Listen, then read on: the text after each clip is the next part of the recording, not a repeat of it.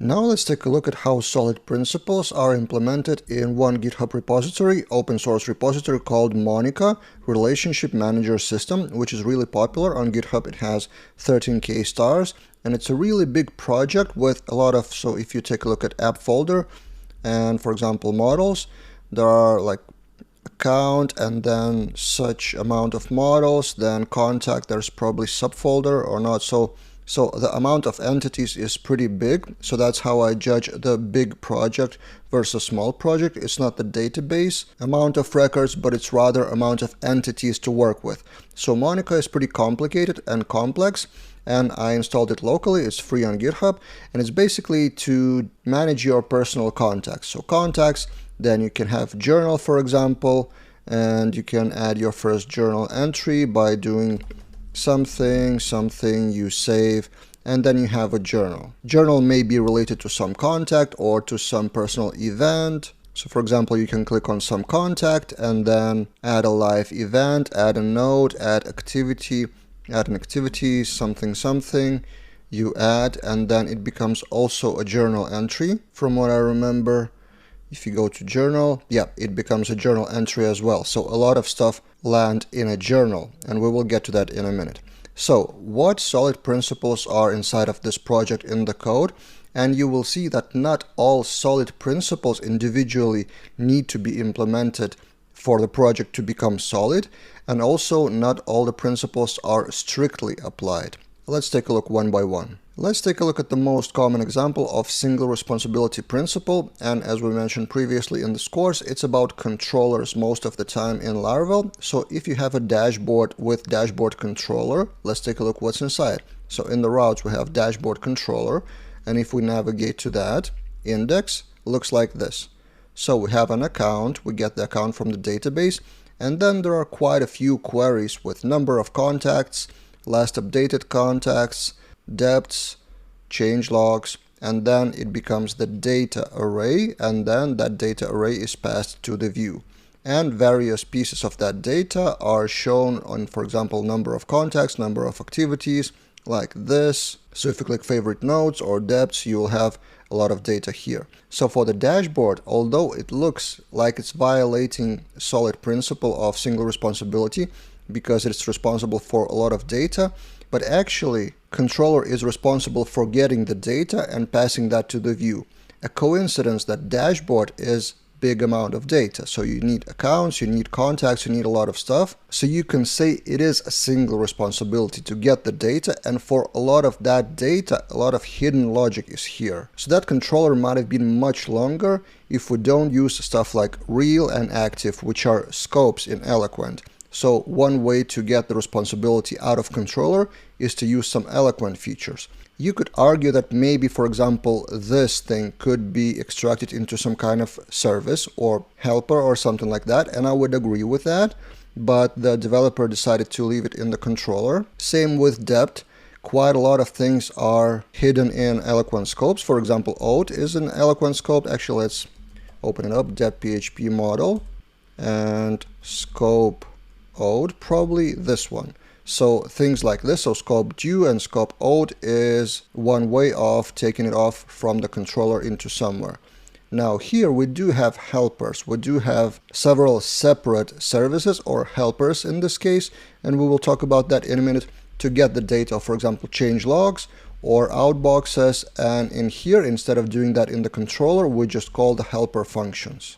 So if we go to that, for example, instance helper, it's not a really big method, but it's nice to offload it from the controller, and maybe account helper get upcoming reminders for the month. Maybe it is a bit bigger. Yeah, it is a bit bigger with more logic, and it's nice to not repeat that in the controller because the controller responsibility is to get the data, but not really process the data. So while talking in this video and while commented, I realized that this is actually a bit of violation of single responsibility because that should be offloaded to some helper. And this is an example that solid principle should not be strictly applied, like it's your choice. Whether to leave it in a controller, it's still readable, it's still maintainable, because in the future, if some new developer works on the dashboard, it is okay to understand this code, fix potential bugs directly in the controller.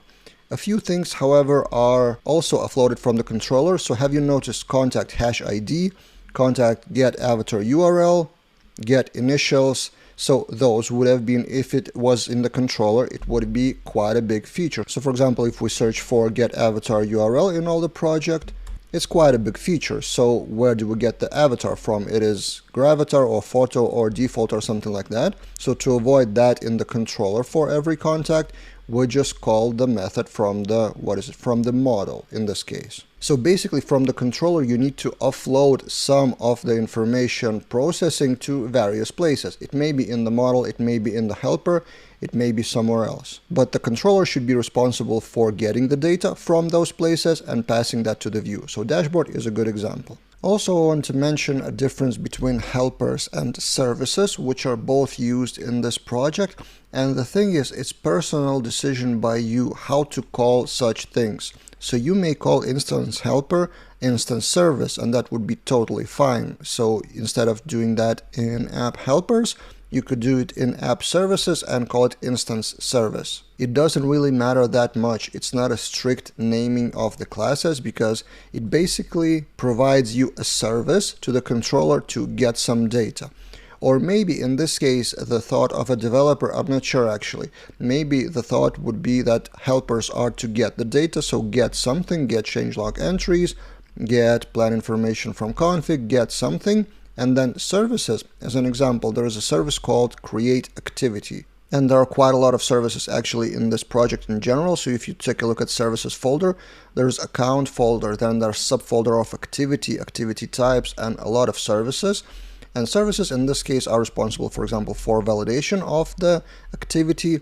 And then the main method is execute, which is called from API activities controller. So the controller calls not the helper, but in this case, creates a new class from create activity class and then executes that create activity, which not only creates and validates the activity, but also calls a few more things. So adds a journal entry, and we will get to that in a minute, and then calls another service, attach contact to activity, which also has execute method probably. Yeah, it has execute method as well.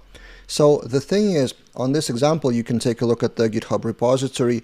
You can call your separate classes whatever. It can be services, it can be helpers. Other people choose to have jobs for a lot of things. It's your choice. But in this case, in case of Monica repository, whatever is called from the controller, it's actually well offloaded from the controller itself with helpers or services. Okay, so enough about single responsibility principle. Let's dive deeper. Let's take a look at create activity journal entry add feature function. And if we click that, the parameter to that is interface. And this is where things get interesting. To add a journal entry, and you've seen there are multiple journal entries from different places becoming a journal entry, this is where they used interfaces. IsJournalable interface is a set of rules of journal entries which may be attached to different models. So the rules are that every model that implements that journalable interface needs to have journal entries, journal entry for single point, then get info for journal entry, and I will show you the implementation in a minute, and then delete journal entry. If we take a look at all the project files that implements that interface, there are three models: day, activity, and entry. So let's open that in find new window, and let's open them one by one. So activity is one thing that could be journalable, and then it needs to have a method called journal entries. This is a polymorphic relationship, but it adds to which class journal entry. And probably the most important method for all that implementation is get info for journal entry. So each of those journal types, so activity in this case, defines the array of data responsible for this specific model. So activity has this array for journal entry. Then if we take a look at other model, for example, day, it has a bit different, probably get info for journal entry. So yeah, this one. So take a look. Each of them implements the interface of IsJournalable, but each of them also has a different implementation of that for the info. So compare activity, similar array, but a bit different. So this is an example of three principles of the solid 5 letters. O means open for extension but closed for modification. It's closed for modification because it has rules of the interface. So this is what you have to implement in your model. But open for extension, meaning that if there is another model that needs to implement that journalable interface, you just create that model and implement the feature, the function of getInfo for journal entry and other methods under the rule of that interface. So open-closed principle. Also, the letter D of dependency inversion is implemented actually in the create activity, where we call that journal entry add, and inside of that function the parameter is interface, not the specific parameter of the model. But with journal entry you can add any model that would implement that interface in the future. So again, if you add a new class, a new model which would have the rules of that interface, would be also journalable, you wouldn't need to change that add method. You would just need to replace that interface whenever it's resolved to your new model. So this is letter D.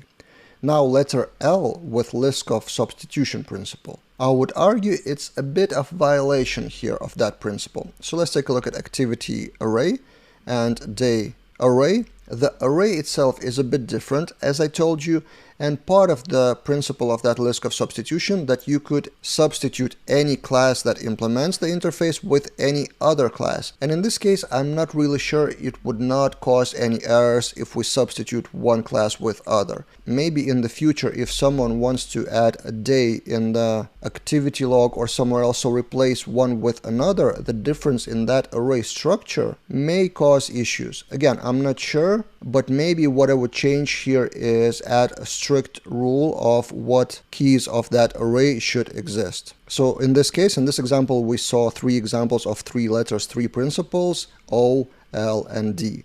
In terms of I, interface segregation, I didn't find any examples in this repository because it doesn't really segregate the interfaces, and that's fine. It doesn't make the repository not solid. It's just in this case, it wasn't really applied.